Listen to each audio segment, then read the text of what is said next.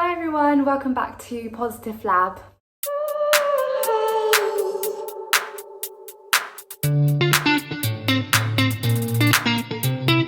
Today we are going to talk about calorie deficits.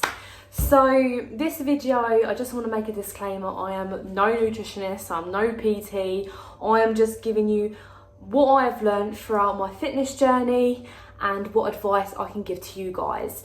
So don't come gunning at me if it's not 100% accurate. The rule of thumb of calorie deficits is to lose a pound a week, you need to be in a deficit of 3,500 calories. So what it means by that is if you burn 2,000 calories, let's say, per day, and you eat 1,500, that means you're on a 500 calorie deficit that day. If you stay consistent throughout the whole week and you don't eat those extra 500s, then that total will come to 3,500. So technically you should lose weight. Obviously, it doesn't always happen because sometimes depending on what workouts you do or what time of the month or week or day you weigh yourself on, you could have muscle retention, water retention, you could have consumed a bit too much salt the night before, carbs, so then your weight is not reflecting that. And don't panic, because diets is a very touchy subject sometimes because we all go on about lifestyle changes, and I really believe, as cringy and cliche as it sounds, that these type of journeys need to be lifestyle changes and not just a fad diet. I am literally the most guilty person that has done every diet out there. I have done, without naming the brands, but where you count points, where you count sins. I've done military diets where I've had half a banana for breakfast, a can of tuna for lunch. I've gone vegan, I've gone vegetarian, I did paleo diet, I have done, what's that one? Keto.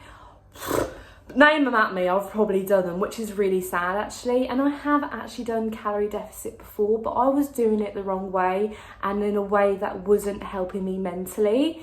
So with Alexandra Kane's plan, she actually gives you a calorie deficit. So she actually tells you for you to aim to 1,400 calories per day, which is fine. But people need to bear in mind that calories is not a set thing for everyone. Like, everyone has different type of calories, and that is what I'm going to explain in this video without trying to make it too complicated, because me and maths, it ain't happening. And if I can get it, I'm sure you guys will.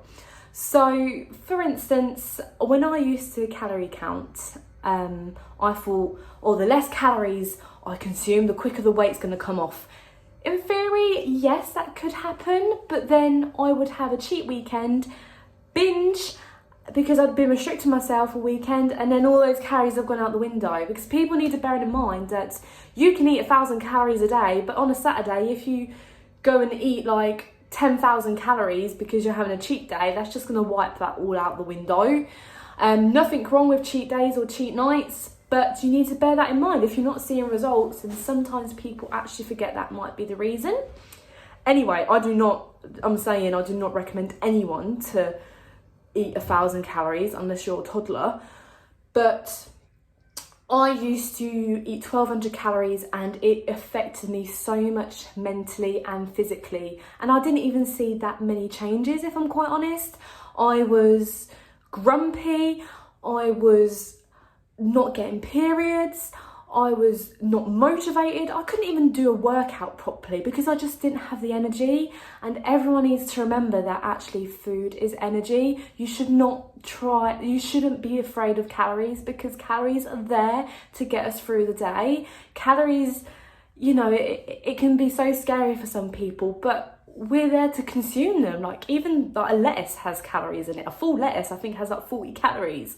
It's crazy. A fruit, it's fuel. Calories is fuel. Calories is energy.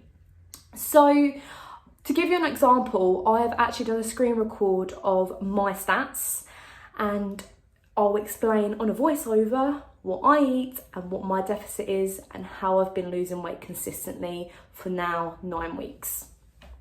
Link this website below. It's called a TDEE Calculator. I changed my figures to metric, put my gender, which is female, age 22, weight in kilos, which is 74, my height in centimetres, which is 167.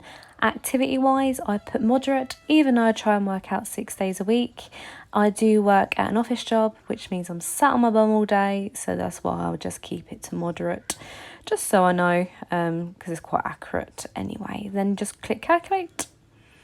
And then you will see my maintenance calories. So this is if I don't want to lose any weight, is 2, 3, 4, 5 per day or per week. You can see the figure here as well. So when you scroll down, you will see a few more figures.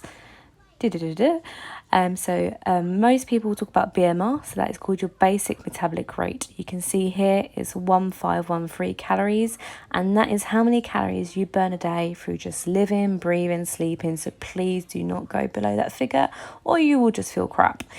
And like I said, the moderate exercise is 2, 3, 4, 5 calories a day. So if I want to burn a pound a week, I take 500 off that per day, which equates to just over 1800 calories, which is pretty accurate as I have been consistently losing weight on 1800 calories. When you scroll down, which I've done really quickly here, you can see macronutrients, so it gives you all like the grams that in protein and fats that you should be in. But if I'm quite honest, I don't really bother because it confuses me, and I like my food. As long as I'm on a deficit, I'm happy and I'm seeing the results that I want to see. I really hope that recorded video was helpful. Obviously, I don't really recommend, I'm not telling anyone to go on a diet. You know, I calorie count because I know I have no self-control. I know what's healthy for me, but my portions, I'm not there. But I'm not obsessed with it. I used to be in a place mentally where I was obsessive over calorie countings, and that's not healthy. So please do not put yourself through that.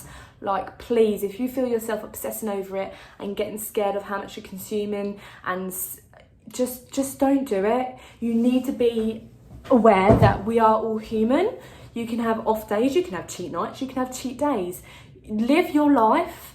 If you're trying to get to a certain fitness level or you want to reach a certain goal weight and you feel like, oh, actually, if you start calorie counting and you don't see it as a chore, yes, it is a bit of effort, because at the end of the day it is, but it gets into your daily routine. Like for me, for instance, I used to be really obsessive about it, and I just had to stop because mentally, when I was doing the 1200 calories, it just messed up my mind. But now, with the calories I eat, I'm not afraid to like have a chocolate bar. If I have a whole chocolate bar, I'll still track it. It'll say I'm in the red, but I don't care. I'm like, yay, I'm in the red. That's achievement, you know. But if I got to a point where I felt like I was getting obsessive over it, I would stop. I am at that stage now where I know what my trigger signs are, and I would stop. And please, if you ever feel like that, if you feel like you have to track everything, you have to weigh everything, I'm not obsessive over it. For one, and I don't weigh pasta or rice because it just stresses me out. The whole weigh it dry, then cooked, it don't make sense to me. Like, honestly, I ain't got time for it. Like, I'm just gonna give myself an alright portion and just like estimate how much I have. I should, but I don't. Like, I don't weigh sauces, I don't weigh butter. And, you know, I do know that in the back of my head. And obviously the calories I consume per day, I know that it's probably a bit higher. But if I'm in a calorie deficit, I just go with it, you know. I do, you know, it's really good if I have a tracker, like most people have like an Apple Watch. I have a Fitbit, I have the FitbitVersa, the original version, the one I believe it's called, because there's a 1 and 2, but I have just the Versa. And from that, I can see on average what I'm burning with the workouts. Obviously, the calculators can give you your BMR and a rough estimate, but if you've got a tracker, it's a bit more clear in your mind how much in the deficit you are and how you can calculate it properly. But yes, so hopefully that video was helpful. I hope I didn't make it too complicated or you're sitting there thinking, okay, I'm even more confused than before. If you are, then I'm sorry.